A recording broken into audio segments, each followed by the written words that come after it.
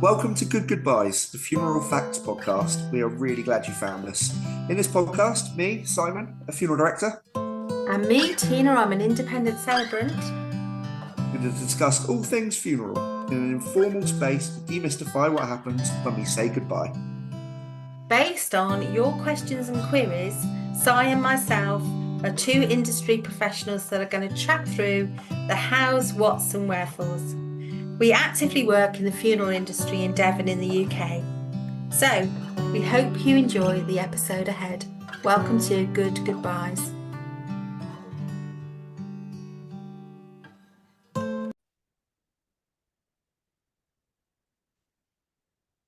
Welcome. Hello, I'm Tina. Hi, Tina. Morning. Simon here. How are we doing? I'm good, actually. Welcome, everybody. Welcome, listeners, to our first episode of Good Goodbyes. Simon and I would like to chat to you about why we're making the podcast. So, Si, do you want to start us off? Absolutely. Yeah. Morning, everybody. My name's Simon. I'm a funeral director down in Devon, qualified funeral director for the last 15 years. And yeah, I work with Tina locally here, and we really wanted to dispel some of the myths and answer some of the questions that people don't want to ask. We're very British about death. So this is an opportunity to tick off those questions, answer them in a comfortable, safe space, and really dive into those myths that you've always wondered but never quite known where to go and get the answer for. Yeah, sounds like a really good endeavour, doesn't it? So, yeah, Si and I work together. I'm Tina, and I'm an independent celebrant. So there are lots of people who can conduct and officiate your final goodbye. It could be a minister, it could be a celebrant like me, could be a humanist celebrant, which is a particular kind of celebrant, or could be a family member actually. So it's all sorts of people who could do it. So that means that from time to time, I'm working with families and I am helping them design their goodbye, really, and helping them say the words that they want to say at the end. So, and do other things as well, which as this podcast unfolds, you will find out all the things that can happen at a funeral. Be quite exciting. Absolutely. And I think what Tina touched on then as well is one of the first questions, and one of the questions that's probably most common is who can do it? Who can conduct a funeral? Who can look after you at your time of need? And you'd be amazed at the myriad of different people that can.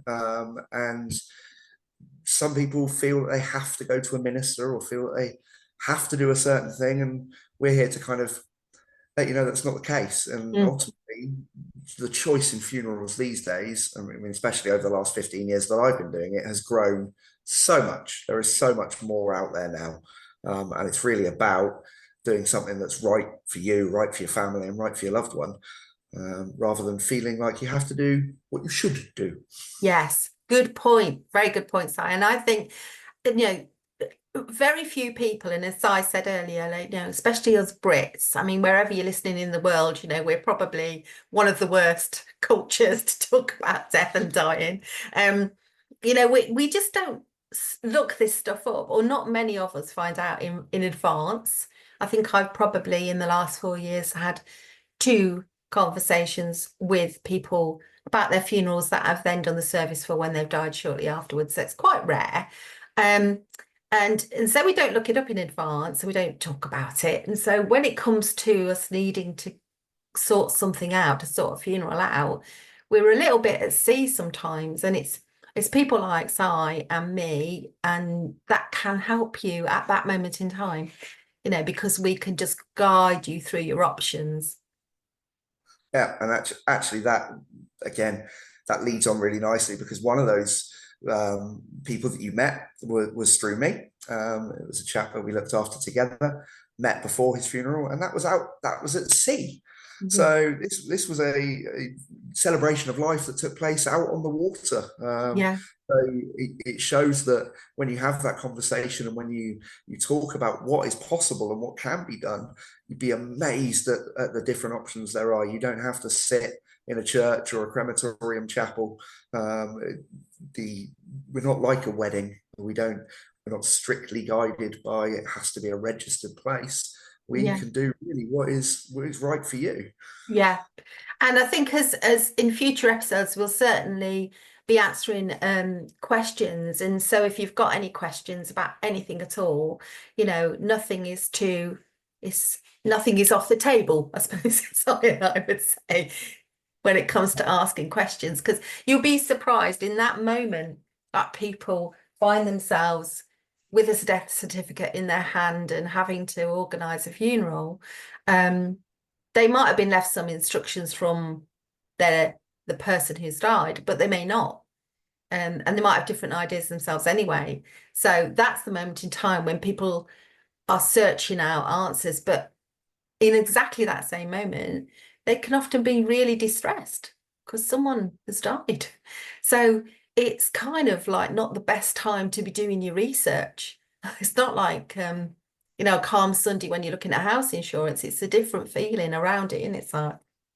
Absolutely. And I mean, I'm as guilty as probably most people. I couldn't tell you where my dad went to school.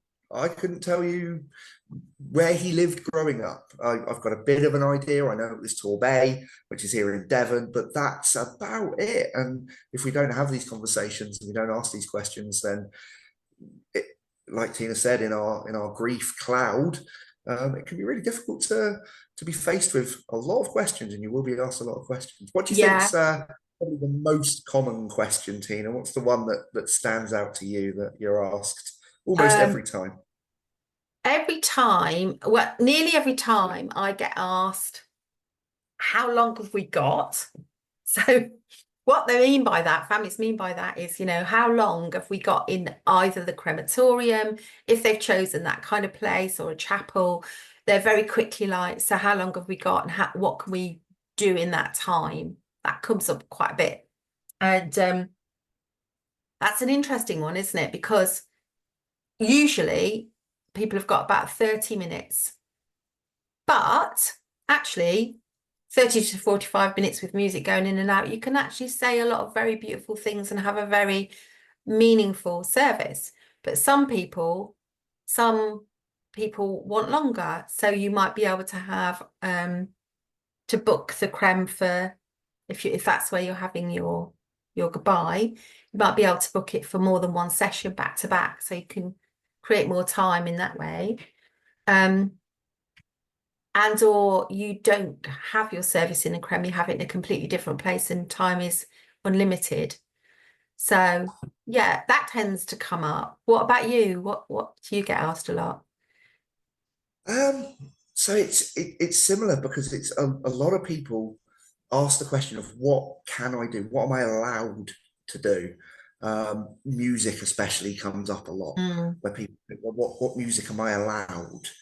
Um, and that's such a funny question because it's whatever you want, and all the crematoriums, places like that we go to, the options there are endless. The music libraries that they have available to them, and I've had families that have gone very traditional, but then I've had a younger chap who arranged his own funeral who wanted three pieces of music by his absolute favorite band, and they were obscure, but 99% of people wouldn't have known them, but it meant something to him.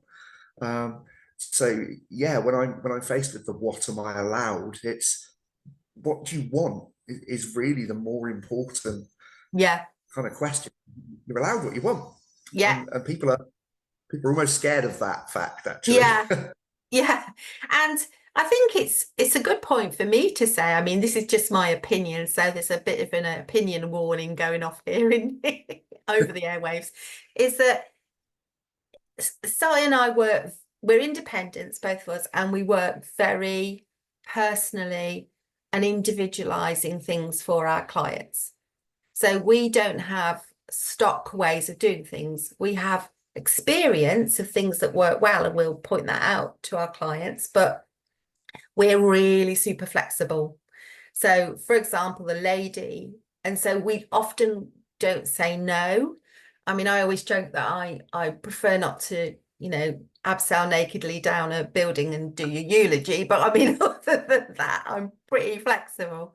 And I mean, recently somebody wanted to light a candle in this particular place where the service was. They didn't allow naked flames. So we did everything, and then we went outside and everyone lit candles just outside. We just managed it differently because Yep. that's what we had to do. So I think that's just worth knowing that, and there'll be an episode potentially in the future about this. When you're selecting your funeral director and or celebrant, then have a think about the way that they'll deliver their service to you. You know, will it be individualized? That will be the most meaningful thing. Yeah, absolutely. I mean, we've done Mexican waves together. Mm. We've done, yeah, all sorts of things that people wouldn't necessarily have thought of, and because we've had that conversation and taken the time to sit and listen, rather than pigeonholing half an hour to music, hymn, music, done. It's just not the way we work, and I think that there is almost an expectation because a lot of people have gone to a lot of funerals and seen it done the same way. Yeah, And they think, and that's that expectation of that's what I'm allowed. And I think trying to bust that allowed out of the yeah, window yeah. because, yeah, much like you, I wouldn't say no. I've had a llama at a service. I mean, it needs You. doing, but I've had a llama at a service. I hope that llama wasn't going to do me out of a job. I hope it didn't do the eulogy. Yeah, no shirt and tie at the front. No, absolutely not. No, it's so this particular lady raised llamas, and one of her llamas that she loved dearly. On discussion with the family, we decided, well, let's see if we can arrange a little walkthrough. And because the service was being webcast, again, this is something we'll talk about because you can broadcast if you've not got family local. This can be shown here, there, and everywhere, so that you don't have to worry about that. And this was being webcast to lots of people, and some of the reaction to this llama walking in was just incredible. But it made it so right. It was so her, and that was the overwhelming feedback. Really was. Yeah. And I think, you know, our aim is just to give you good information and to, yeah, like Si said, just demystify some of what you might think all this world is about, funerals is all about, really. Yeah. And there is such a continuum, isn't there? Like Si said, you know, there's a lot of highly individualized funerals that would stand out for all sorts of reasons. And there are ones down the other end of the continuum which are super traditional, and that's exactly what that family wants. So we work up and down this sliding scale just based on what you want, really. And I And think yeah, that's that's important to say as well, that traditional isn't bad. I'm very traditional in what I'm still old school with the top hat and the cane, but that doesn't mean that my tie isn't multicolored. That doesn't mean that like I won't wear a football shirt if I'm asked to. Like there's traditional and there's personal, and I think yeah, the families that want the ceremony of it and the tradition of it, if that's what they want, that's what we'll do because it's right for them. yeah. And wherever you are in the world, I think, you know, a lot of funeral industry colleagues, wherever they are, would want to, I use the phrase, lean into that. You know, a lot of them would absolutely be saying, like, what do you want? What sort of feeling do you want to have when you're in the service? You know, what do you want it to be feeling like? And that's great. So make sure you get one of those is what I would Yeah. say. Because there are some that don't. There are, like any industry in the world, like even going to a restaurant, you know, there's set menus and there's A la carte. a la carte or more choice, you know, Yeah. and or a bit more of a buffet. So, you know, there No, are no, funeral, yeah, there I've are got to decide funeral. if I'm an a la carte funeral director or a buffet funeral director now. Then, I know, a la carte buffet. Can we be both? I can't yeah, do both. absolutely. You can pick it beforehand. That's that's the thing again. Like, actually, another question that will almost certainly come up at some point is catering, is wakes. Like, what do you do? What can you do? Where can you have it? And people feel sort of instilled to have that, and Mm. it's not necessary. Some people choose to not do it at all. Yeah. Some people choose to make that really the focus. We've had families that have had direct cremations and then put on a huge meal for everybody afterwards because that was the better way for them to spend their money, Yeah. and to Yeah. celebrate that person. They didn't feel that sitting in a crematorium chapel was the way to do it. This guy was a big foodie, and actually they thought sitting down with 50 people in a restaurant was a far better way to celebrate his life. And absolutely, I'm all for it. I am all for it. Yeah. Yeah, you have to do you. I've got this phrase a lot in my life, but you have to do you, whatever you is. But it's an interesting one actually, because having said that, and I think it really helps if you've left behind some even vague plan of what you might have liked. However, it's it's also not about you in a funny old way. It kind of is about you because it's celebrating your life, it's marking the meaning you had for everyone in the world, and you're no longer here in your physical form and all that. So it is about you, but it's also about everybody left behind who haven't got you anymore.